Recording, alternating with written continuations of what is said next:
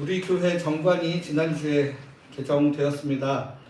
우리가 대한민국 국민이면서 대한민국 헌법은 거의 읽지 않듯이 교회 정관도 많은 분들이 거의 잘 읽지 않습니다. 만약에 헌법을 읽고 정관을 읽어야 하는 일이 생기면 그거는 뭔가 문제가 생긴 겁니다. 대통령이 헌법을 위반하여 탄핵해야 할 일이 생기면 그제서야 헌법을 열심히 찾아보게 되고, 왜 문제가 생겨가지고 뭔가 시시비비를 가려야 된다 이러면 또 정관을 또 열심히 찾아봅니다. 그런데 2025년 한 해 동안 교회에 특별한 문제가 있는 것은 아니었는데 운영위원들을 중심으로 열심히 정관을 읽고 연구했습니다. 정관 개정의 필요를 느꼈기 때문입니다. 그동안 크게 관심을 주지 않고 살았는데 다시 정관을 꼼꼼히 살펴보니 시대가 변함에 따라 약간 수정되어야 하는 내용도 있었고, 또 교회에서 현실적으로 지키기 어려운 과도한 이상의 목표를 또 정관의 규칙을 세워놓은 내용도 있었기 때문입니다. 근데 또 재밌는 거는 우리가 정관 개정할 때 실제적으로 저희가 적용해야 되는 규칙이 들어있는 부분, 예를 들면 운영위원회 어떻게 해야 되냐, 뭐 당이 이런 부분은 또 열심히 살펴보는데, 또 맨 앞에 있는 교회 목적과 사명 이런 거는 또 어련히 좋은 말 잘 써놨겠거니 하고 훅 지나갈 때가 많습니다. 저희 교회 정관 시작할 때 정관 2조에 교회 목적과 사명을 보시면 세 가지 목적과 구체적인 비전이 다음과 같이 기록되어 있습니다. 첫째, 하나님과 함께하는 교회. 둘째, 이웃들과 함께하는 교회. 셋째, 성도들과 함께하는 교회. 사실은 우리 교회뿐만 아니라 모든 교회가 이와 같은 목적을 추구하는 것이 당연하지만, 우리 교회는 이런 목적을 좀 더 특별하게 더 강조하고 싶어서 정관에 우리 교회 목적과 사명은 이것이다, 함께하는 것이다 라고 명시를 하였고, 또 교회 공식적인 이름도 함께하는 교회 예수마을로 정했습니다. 저희가 약칭으로 예수마을 교회라고 많이 하지만 대외적으로 공식적인 자리에서 제 소개를 하는 시간이 있으면 저는 항상 함께하는 교회 예수마을의 목사라고 저를 소개합니다. 함께하는 교회의 정신을 스스로에게 강조하고 싶어서 더 그렇게 하고 있습니다. 오늘 갈라디아서의 본문 말씀을 통해 함께하는 교회에 대한 꿈을 함께 나누려고 하는데, 특별히 성도들과 함께하는 교회의 부분에 초점을 맞추어 보려고 합니다. 오늘 본문 갈라디아서 6장 2절부터 5절까지 말씀을 보시면 굉장히 특이한 점 하나 발견하게 됩니다. 오늘 본문 2절과 5절 말씀 한번 보도록 하겠습니다. 우리 한 목소리로 읽어볼까요? 시작. 여러분은 서로의 무엇이든 서로 짊어져 주십시오. 하나가 자기 몫의 짐을 짊어져야 할 테니까요. 이거 도대체 어떻게 하라는 겁니까? 서로 짐을 함께 짊어지라는 겁니까? 아니면 자기 짐은 자기가 좀 짊어지라는 겁니까? 이게 성경을 읽을 때 사실 앞뒤 다 잘라놓고 이렇게만 딱 붙여놓으면 이거 도대체 왜 이러나 싶은 구절들이 나타나게 됩니다. 근데 일반적으로 사실 이렇게 전혀 다른 이야기를 하는 것 같은 구절이 성경 안에 들어있습니다. 근데 보통은 뭐 창세기에 하나 있고 무슨 시편에 하나 있고 멀리 떨어져 있어가지고 그 부분만 묵상할 때는 크게 눈치채지 못하는데, 오늘은 특별히 이게 두 개를 딱 붙여놨습니다. 그래가지고 서로 무거운 짐을 서로 짊어져 줘라 그랬다가 저마다 자기 몫의 짐을 짊어져야 된다라고 이야기를 하고 있는 것이죠. 그러니까 보통은 이제 맥락을 잘 살펴보면 이게 어떤 맥락에서 이렇게도 말씀하시고 또 저런 맥락에 저렇게 말씀하셨구나 할 수 있습니다. 근데 이제 오늘 본문은 거의 딱 붙어 있는데 상반된 가르침을 주고 있어서 굉장히 이례적이고 특별하다라고 할 수 있습니다. 제가 사실 여러분 관심 끌기 위해 유튜브에 자극적인 썸네일 붙이듯이 일부러 시작 부분에서 갖다 붙여서 소개를 했지만, 사실 이 구절들도 맥락에 따라 이해하면 충분히 이해가 가능한 구절입니다. 먼저 갈라디아서 6장 1절부터 5절까지 말씀은 오늘 저희가 앞부분에 읽었던 갈라디아서 5장 13절부터 14절의 말씀의 빛 아래에서 이해해야 하는 구절입니다. 그러니까 사실 갈라디아서 5장 15절 이하의 말씀들은 다 13, 14절의 이하의 부연 설명 같은 이야기라고 할 수 있는 것입니다. 우리 이 중요한 5장 13, 14절 말씀 한 목소리로 같이 읽어보겠습니다. 시작. 여러분은 자유를 누리도록 부르심을 받았습니다. 그러나 다만 여러분은 그 자유를 몸뚱이의 욕망과 추세로 기회로 삼지 말고 오히려 사랑으로 서로 중보하십시오. 그리고 전체는 이 한 말씀 속에 요약되어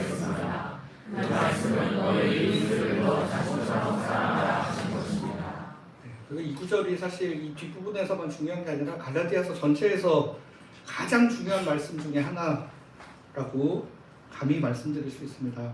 갈라디아서는 소위 이제 유대주의자라고 하는 사람들이 이제 새로 그리스도인 된 사람들에게 찾아가서 잔소리를 하죠. 할례 받아야 한다, 정결법 지켜야 된다, 음식 먹을 때 이렇게 어떻게 해야 된다 등등. 제가 그때 로마서 설교하면서 말씀드렸듯이 뭐 이웃을 열심히 사랑해야 된다 이런 걸로 잔소리하지 않아요. 유대인으로서 정체성을 드러내는데 또 겉으로 확인할 수 있는 뻔히 보이는 것들 중심으로 이렇게 해야 된다 저렇게 해야 된다 자꾸 잔소리를 하니까 이제 이 듣는 사람들은 자꾸 참 자유인으로서의 삶을 살지 못하고 정말 이거에도 얽매이고 저게도 얽매이는 종과 같은 삶을 자꾸 그렇게 살아가도록 만드는 유대주의자들이 이 갈라디아 지역에 있는 교회들을 계속 물을 흐리고 있으니까 이제 오늘 바울 사도가 갈라디아서 편지를 보내면서 그것에 대해 반박하면서 우리는 그런 거랑 상관없이 믿음으로 말미암아 구원에 이르고 결정적으로 우리는 참 자유인으로 부르심을 받았다라고 강조하는 게 바로 이 갈라디아서 말씀입니다.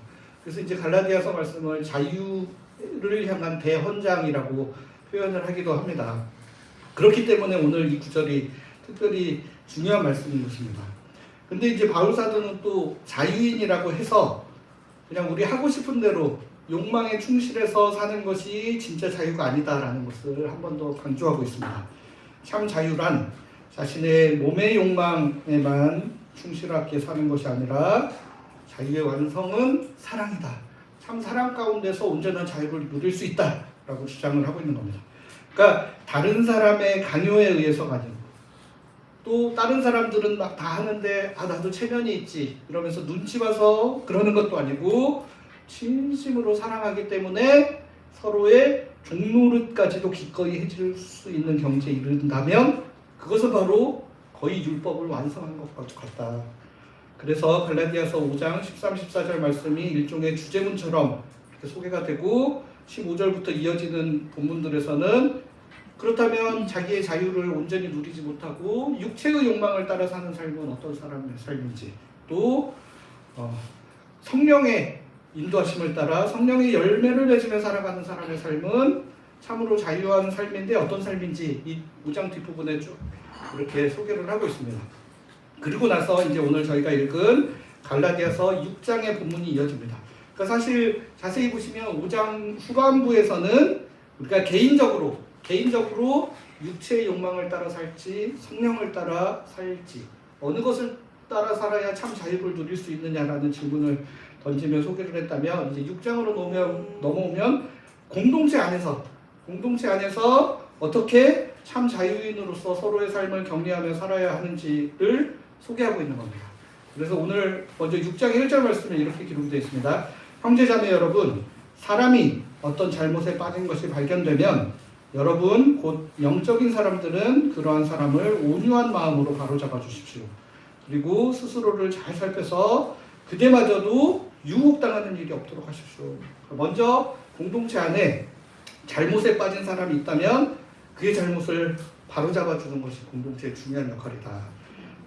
이 바로잡아 주려다 오히려 자기도 같이 유혹에 휩쓸려서 같은 잘못을 저지르지 않도록 주의하면서 바로잡아 주는 것이 중요하다. 그리고 바로 이어지는 2절 말씀이 오늘 바로 그 문제 구절입니다. 2절 말씀 다시 한번 한 목소리를 읽어보겠습니다. 시작. 서로의 무거운 짐을 서로 짊어져 주시오. 그렇게 하면 여러분이 그리스도의 법을 제대로 이루게 될 것입니다. 그러니까 사실 2절 말씀 자체가 큰 문제는 없습니다. 사실은 이거는 오히려 더 일반적이고 5절 말씀보다 훨씬 더 성경에서도 설교에서도 자주 인용되는 그런 말씀이기 때문에 크게 어려울 건 없는데 아까 읽었던 바로 1절 말씀과의 연결을 생각하면 여기에서 이야기하고 있는 무거운 짐은 1차적으로는 서로의 잘못 또 죄와 같은 것들 이게 사실은 사람을 굉장히 무겁게 한다는 겁니다. 그렇기 때문에 그것들을 벗어날 수 있도록 서로 권면하고 무거운 짐에 짓눌려서 살아가지 않도록 함께 도와야 한다라는 의미로 1차적으로는 해석할 수 있습니다. 그러나 6장의 본문들이 아까 말씀드린 것처럼 5장 13, 14절의 맥락에서 계속 읽어가야 하는 본문이라는 것이죠. 왜냐하면 6장에서 뒷부분에도 계속 욕망에 따라 사는 삶, 육체의 욕망에 따라 사는 삶에 대한 경계심, 반면 또 성령에 따라 사는 삶이 어떤 것인지를 6장에서도 계속 이야기하고 있고, 또 오늘 2절 뒷부분에 뭐라고 표현하고 있냐면 그리스도의 법을 제대로 이루게 될 것이다.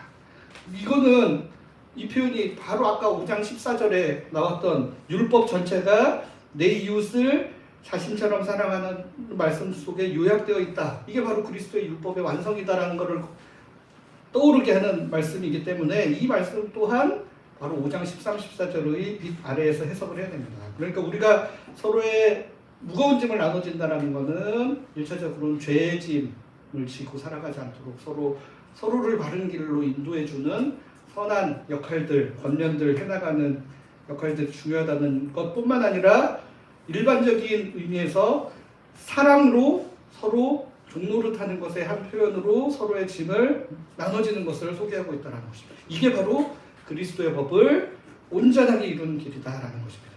따라서 무거운 짐을 나눠진다는 것의 좀 더 근본적인 의미는 사랑으로 서로 종노릇하는 것이라고 할 수 있습니다.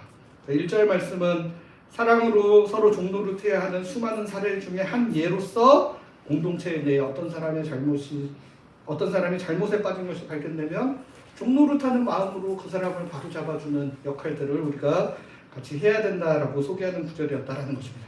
그렇다면 이제 5절에서 자기 몫의 짐을 짊어지는 게 도대체 뭔지, 근데 이게 이제 사랑으로 서로 종노릇하는 것이 핵심이다라는 것을 염두에 두고 뒤에 이어지는 3절에서 5절까지를 읽으면 굉장히 잘 이해되는 부분이 있습니다. 먼저 3절 말씀입니다.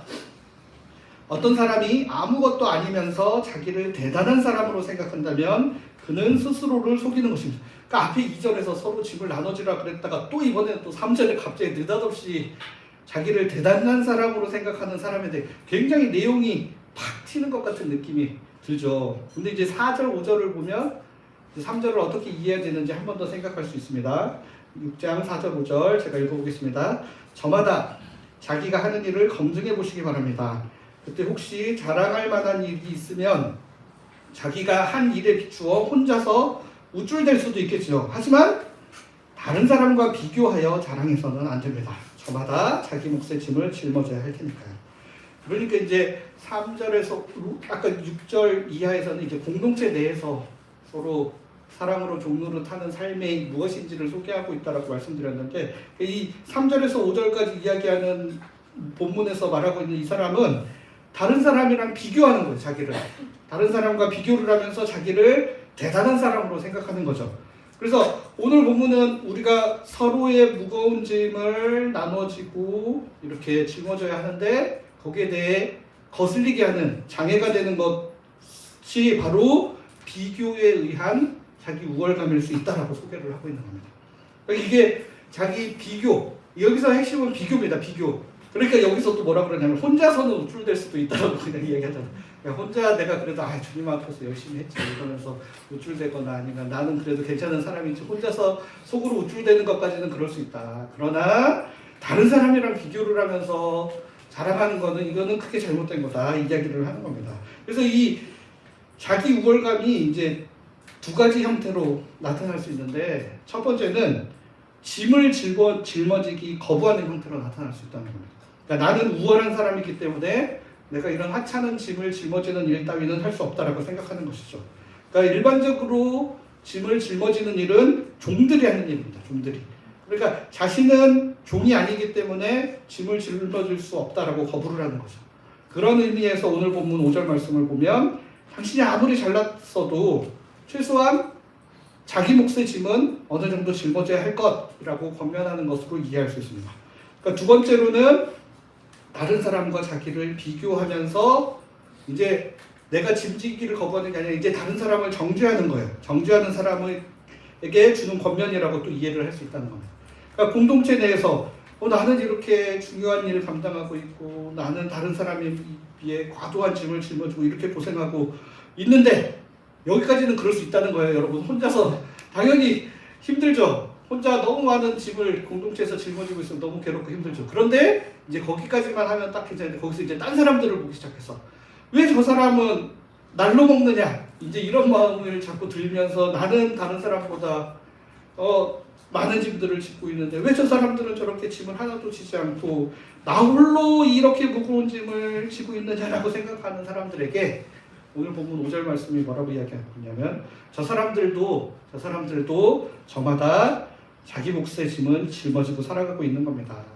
여러분들이 짐을 지지 않는 것처럼 보이고 그렇게 생각하는 그 사람도 나름대로 자기 몫의 짐을 짊어지고 있다는 걸 아셔야 됩니다. 라는 이야기로 이해를 할 수 있다는 겁니다.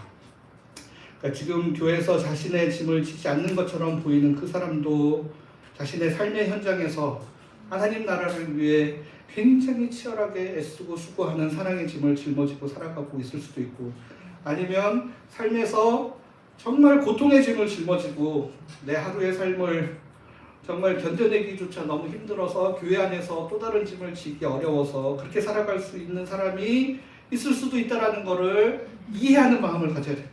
그렇기 때문에 중요한 건 뭐냐? 다른 사람이랑 절대 비교하지 말아라. 비교하지 말고 여러분들이 스스로 내가 짊어져야 될 짐이 어느 정도인지 스스로 판단하시고 할 수 있는 만큼 짊어지고 그거를 스스로 좀 감당해 보라는 이야기인 겁니다. 그러니까 교회에서 누구라도 해야 되는 거 아니야 하면서 자기 죽겠는데 그렇게까지는 하지 말라는 거예요. 그냥 하지 말아버리세요. 할 수 있는 만큼 하세요.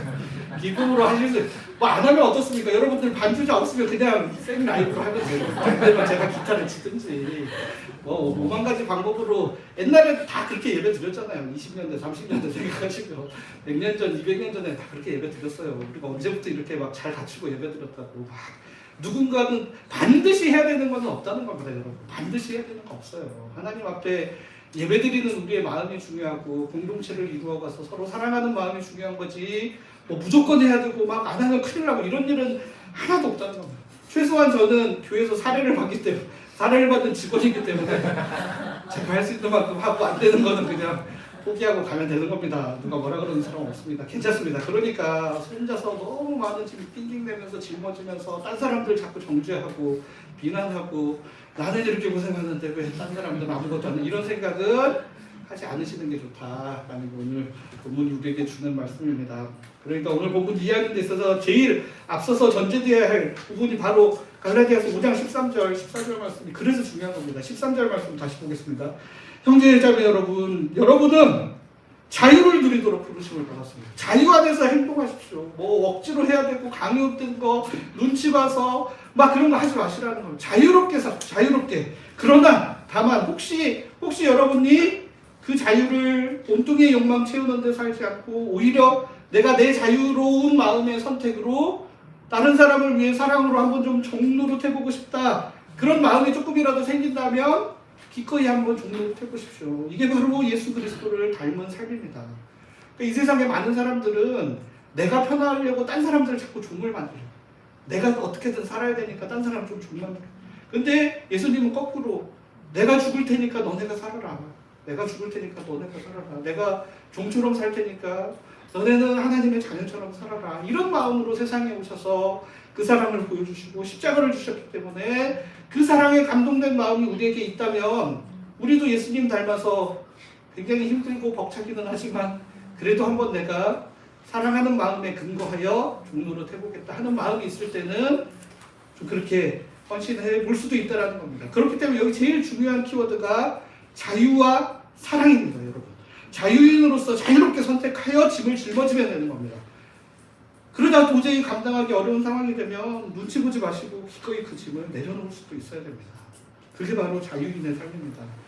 그러나 다만 분명히 개인적으로 상황이 지금 부담스럽기도 하고 내가 이 짐 다 짊어질 수 없는데 라고 하는 상황인데 마음 한켠에 혹시라도 사랑이 있으시면 혹시라도 그 사랑하는 마음, 내가 우리 교회를 사랑하는 마음으로 우리 성도들을 사랑하는 마음으로 그래도 좀 더 수고해 봐야 되겠다. 이미 숨이 턱까지 차올랐지만 그럼에도 불구하고 사랑하는 마음으로 좀 더 해보고 싶다라는 마음이 혹시라도 생긴다면 그럴 때는 기꺼이 종로로 해볼 수 있는 것이고 이게 바로 우리가 예수 그리스도를 닮아가는 삶의 길이라는 겁니다. 여러분 누군들 이유가 없고 누군들 사연이 없겠습니까? 각자 당연히 생업도 많고 할 일도 많죠. 그러나 혹시라도 마음 가운데 교회를 사랑하는 마음이 생긴다면 혹시라도 다른 성도들을 사랑하는 마음이 생긴다면 기꺼이 종로를 타든 나와서 다른 사람들의 짐을 대신 짊어져 줄 수 있지 않겠습니까? 오늘 본문이 이야기하는 게 바로 그겁니다. 우리의 자유와 사랑 안에서 상대방이 지고 있는 무거운 짐을 함께 짊어져 보는 것입니다.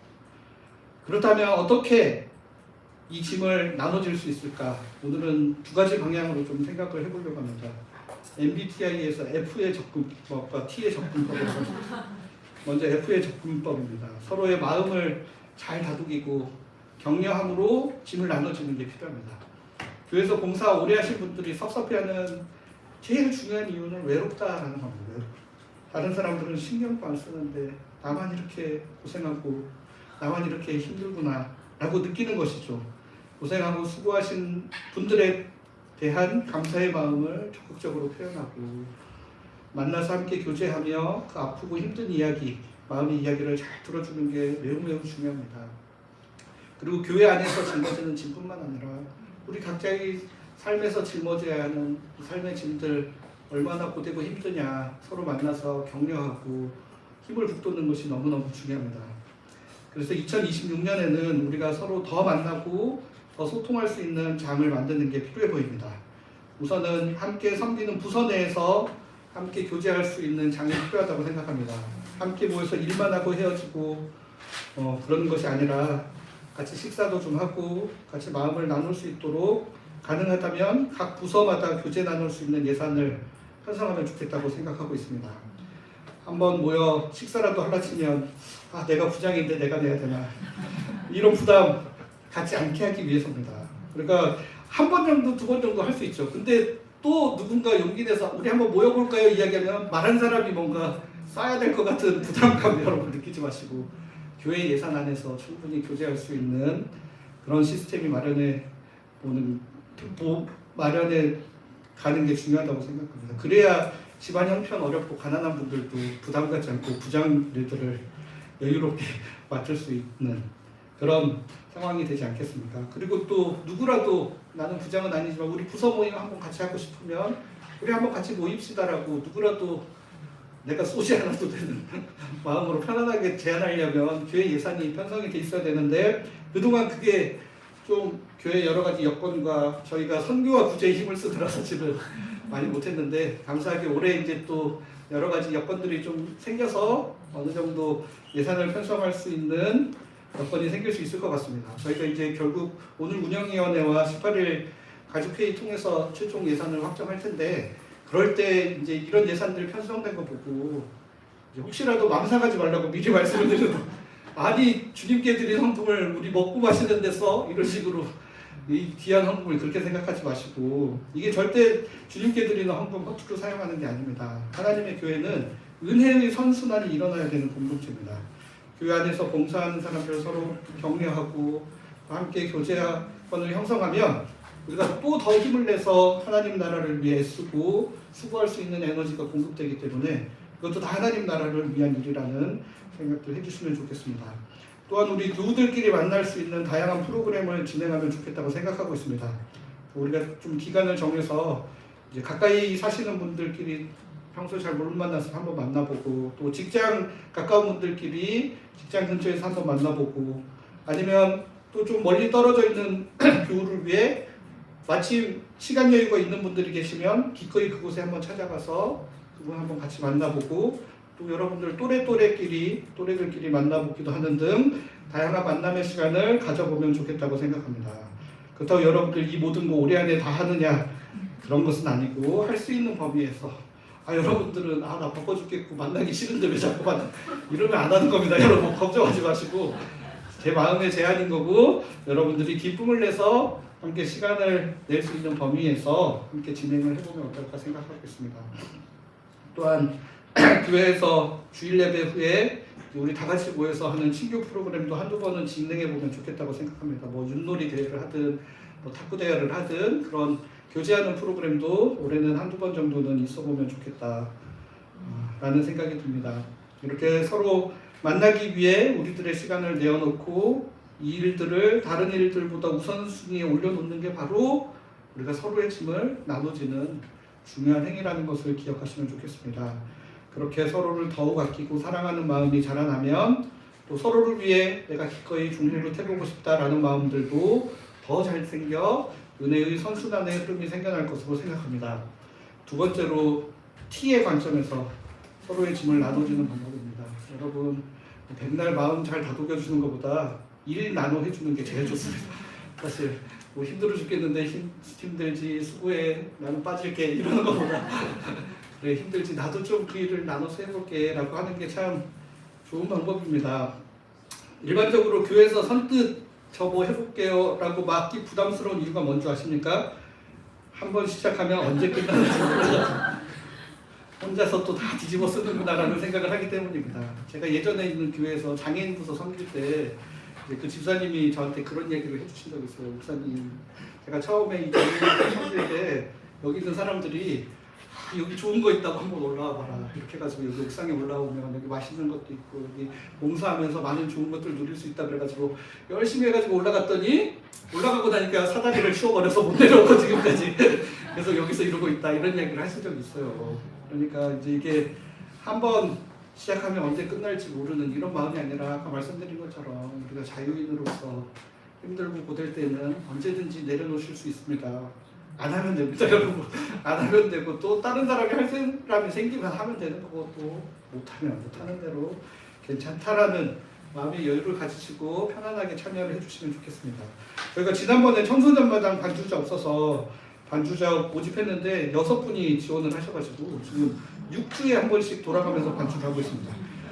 한 분당 1년에 8번에서 9번 정도 봉사하면 됩니다. 만약 한 사람이 그거 계속했다 그러면 1년에 52번 반주를 해야 되는데 그러면서 동시에 저희 같이 예배드리는 본인의 예배는 또 포기하고 청소년들과 같이 예배드리는 걸로 대체해야 돼서 굉장히 어려울 수 있는데 6명이 지원을 해주시니까 52회가 8에서 9회로 확 줄어드는 겁니다. 근데 저는 이렇게 여러 명이 돌아가면서 섬기는 시스템이 좋다고 생각합니다. 한 사람이 많은 일들을 하기보다 여러 명이 조금씩 돌아가면서 하면 이제 여러모로 좋다는 거죠. 한 사람이 맡아서 꾸준히 하면 전체적인 흐름도 잘 이해하고 일관성도 잘 가질 수 있는 장점이 물론 있지만 일관성이 필요하지 않은 부서 사역들은 돌아가면서 짐을 나눠지고 부담을 덜었을 때 훨씬 더 좋은 시너지가 난다고 생각합니다. 저희 지금 예배 시간에 우리 PPT 자막 넘기는 일 김태훈 집사님이 오랫동안 혼자서 1년 52주 내내 해오고 계십니다. 이제는 좀 놔드려야 될 때가 되어서 제가 김태훈 집사님이 설교 듣다가도 이거 타이밍 맞춰서 넘겨야 되는 것 때문에 집중하지도 못하고 너무 어렵습니다. 여러 명이 지원해서 돌아가면서 하면 그렇게까지 부담이 안 되는 일일 수도 있는데 이렇게 혼자서 해버리면 1년 내내 심지어 막 어디 갔다가도 주일 아침에 이거 하러 막 아침에 일부러 시간 맞춰서 일찍 오시기도 하고 마음으로 그렇게 헌신해 주셨어요, 사실. 그러니까 우리가 좀 함께 이 짐을 나눠줄 수 있을 길들을 같이 고민해서 자원을 해주시면 좋겠습니다. 그래서 뭐 또 자원자가 없으면 없이 해도 됩니다. 제가 종이 다 나눠드릴게요. 종이 보면서 그냥 하시고 그래도 되니까 너무 부담 갖지 마시라는 겁니다. 오늘 주보 3면에 보시면 여러분 2026년 재직부서를 소개하는 내용 넣어두었습니다. 이제 저희가 원래 하던 거예요. 사실 뭐 새롭게 생기는 건 거의 없고 기존에 했던 것들 중심으로 정리하면서 소폭 개편을 하였습니다. 그래서 2026년에는 우리 각 부서 활동이 조금 활성화될 수 있도록 하면 좋겠다는 생각입니다. 2025년에 제가 부임해서 지켜보니까 운영위원회가 이제 각 재직 부서에서 감당해야 될 많은 일들을 그냥 다 하는 것처럼 느껴졌습니다. 재직 부서가 부서에서 맡아야 할 사역을 자체적으로 진행하고 운영위원회는 또 교회 장기적인 방향과 중요한 결정들 논의하는 형태로 개편되기를 소원하고 있습니다. 그렇다고 해서 제가 26년에 무리하게 교회에 큰 변화를 주겠다는 뜻이 절대 아닙니다.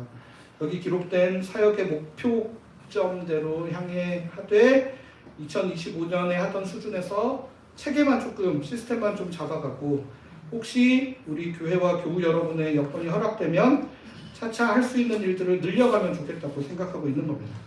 그러니까 이제 예를 들어 저희가 이번에 선교부를 해외 선교부와 이웃사랑부로 좀 분리를 했거든요. 장기적으로는 저희가 이웃사랑을 위한 사역을 해야 되는데 이렇게 분리돼서 이제 이웃사랑부에 들어오면 당장 막 나가서 뭐 해야 되는 그런 부담을 가진다고 생각하지 마시고 이제 모여진 사람들끼리 우리가 뭘 할 수 있을까 고민하고 생각하는 것만 해도 올해는 굉장히 의미 있는 일이라고 생각하고 있습니다. 그렇기 때문에 이제 그런 수준으로 받아들이시면 되고, 만약에 지원자가 없다 그러면 그냥 이대로 가는 겁니다.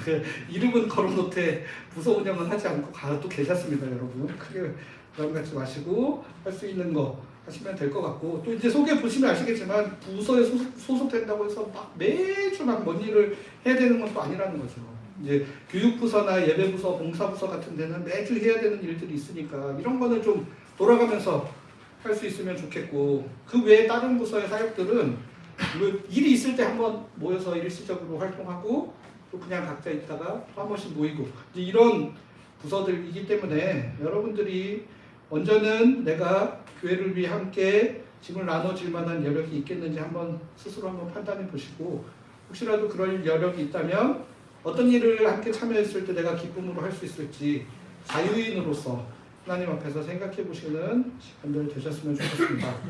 그리고 그동안 권사회에서 매주 식사 준비 전담을 해오셨는데 2026년에는 조금이라도 그 짐을 덜어드리고 함께 짐을 짊어질 수 있지 않을까 해서 식사에 좀 변화를 주려고 합니다. 이거는 교회 소식 부분에 들어있습니다. 작년에 저희가 한 번 정도 빵과 음료로 식사를 했는데 올해는 한 6번 정도 늘려보고, 또 우리 각자 음식 준비해 오시는 포트럭 식사도 한 6번으로 늘려보고, 또 순별로 외부에 나가서 식사하는 시간도 가져보고, 또 권사회 외에 여기 계신 분들 중에 혹시라도 자원하는 마음이 있으시면 한 11번 정도는 이렇게 자원하시는 분들이 식사 준비해보고, 또 고난주간에는 금식도 한번 해보고, 이런 식으로 하면 우리 권사회가 그동안 맡았던 식사 준비의 짐이 또 어느 정도는 줄어들 수 있을 것 같습니다.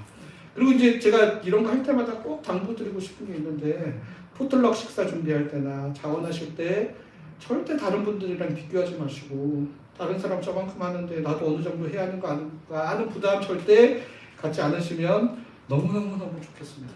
그리고 또 못하시는 분들 있다고 정죄하지 마시기를 진심으로 간절히 부탁드립니다. 포틀럭 식사의 경우 다들 즐겁게 준비할 수 있을 만큼 준비해오고, 또 많이 준비하는 분들은 뭐 할만하니까 그렇게 한 거고, 또 적게 준비하시는 분들은 또 상황과 여건이 그래서 그렇다라는 것을 우리가 서로 잘 이해해주는 분위기가 형성되는 게 너무너무 중요합니다. 눈치 보지 말고 함께 즐기는 잔치의 시간 되는 게 제일 중요하다고 생각합니다. 제가 지난번 포틀럭 식사 때 마트에서 파는 냉동 동그랑땡을 계란에 입혀서 가져왔는데 준비하면서 너무 즐거웠고, 또 다들 인사를 잘 먹었다고 해주셔가지고 너무 마음이 좋았습니다. 우리 대기업에서 박사님들이 연구하신 냉동 MSG 동그랑땡이었기 때문에 당연히 맛있었을 거라고 생각합니다. 근데 혹시 여러분들 중에 몇 분이 또 제가 직접 반죽까지 한 걸로 오해하는 분들이 계셨기 때문에 제가 이 시간을 통해 양심 선언을 하는 겁니다. 저는 그 정도 수준밖에 못합니다. 뭐 새로 뭐 하고 못하고 그냥 냉동 사서 계란 입혀서 부치는 정도는 딱 즐겁고 재밌게 잘 했습니다. 그래서 다음에 또 비슷한 수준으로 올 거니까 MSG 부담스러우신 분들은 피해 주셔서 식사를 하시면 될 것 같고, 네, 딱 그 정도예요, 여러분. 그냥 다음에도 제가 할 수 있는 수준에서 뭐 하다가 안 되면 뭐 사올 수도 있는 거고, 뭐 그냥 그렇게 할 겁니다. 모두들 이런 마음으로 포트럭 식사도 준비하시고, 식사 준비 자원하실 때 남들 다 하는데 나도 뭐 해야 되는 거 아닌가 이런 부담 갖지 마시고, 할 만한 마음이 있는 분들이 하시고, 어려우시면 어려운 대로 내버려 두고 또 그렇게 하는 게 좋을 것 같습니다. 이제 말씀을 마무리하려고 합니다. 제가 작년에 부임하면서 제출했던 이력서나 자기소개서 혹시 기억하고 계시는지 모르겠지만, 저는 기본적으로 교회가 세상에서 하나님의 빛과 소금의 역할을 감당하고 어려운 이웃들과 함께하는 일에 앞장서야 한다는 생각을 가지고 있습니다. 그러나 그렇다고 해서 제가 여러분들 정죄하면서 들들 볶아서 이웃사랑을 실천하게 하고 싶은 마음은 눈꽃만큼도 없습니다. 여러분들이 먼저 하나님 안에서 하나님의 사랑과 은혜를 충분히 경험하시고, 또 교회 안에서 성도들끼리 충분히 사랑하시며 우리 안에 에너지가 충분히 축적되면 그 힘으로 세상을 섬기는 사역을 해나갈 수 있습니다. 아직은 우리 안에서 먼저 더 교제하고 사랑하며 교회를 세워가는 일에 힘을 써야 한다고 저는 개인적으로 판단하고 있습니다. 2026년 한 해 동안 다양한 만남의 장이 생겨나기를 소망합니다. 그러나 저 혼자 북치고 장구친다고 해서 될 일이 아닙니다. 여러분들 중에 은사가 있으신 분들이 함께 짐을 짊어져 주시고, 또 모임의 기회가 있다라고 소개할 때 적극적으로 우선순위를 두고 함께 참여해 주셔야 가능한 일입니다. 우리는 모두 세상으로 보냄받은 하나님의 사람들이지만 또 필요할 때는 교회를 중심으로 똘똘 뭉치기도 해야 합니다. 2보 전진하기 위해 1보 후퇴하여 전열을 정비하는 시간도 가져야 합니다.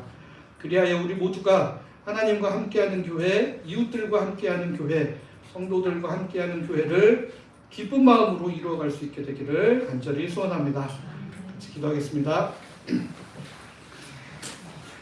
주님 안에서 참 자유와 사랑을 경험하기를 소원합니다. 주님께서 허락하시는 그 자유와 사랑이 우리로 하여금 서로의 짐을 나눠지게 하는 힘이 되게 하여 주시옵소서. 우리 교회가 서로를 더욱 생각하고 아껴주는 공동체 되기를 소원합니다. 서로를 위해 우리의 시간과 마음을 나눌 수 있는 공동체 되기를 소원합니다. 그렇게 주님의 은혜를 깊이 경험하고 또 세상으로 나아가 세상을 섬기는 하나님의 교회 되기를 소원합니다. 주님의 사랑이 우리를 변화시킬 때 가능한 일인 줄 믿습니다. 2026년 한 해 주님께서 이 교회와 모든 성도들의 주인 되어 주시어 신이 저희를 인도하여 주시옵소서. 예수 그리스도의 이름으로 기도드립니다. 아멘. 우리 모두 자리에서 일어나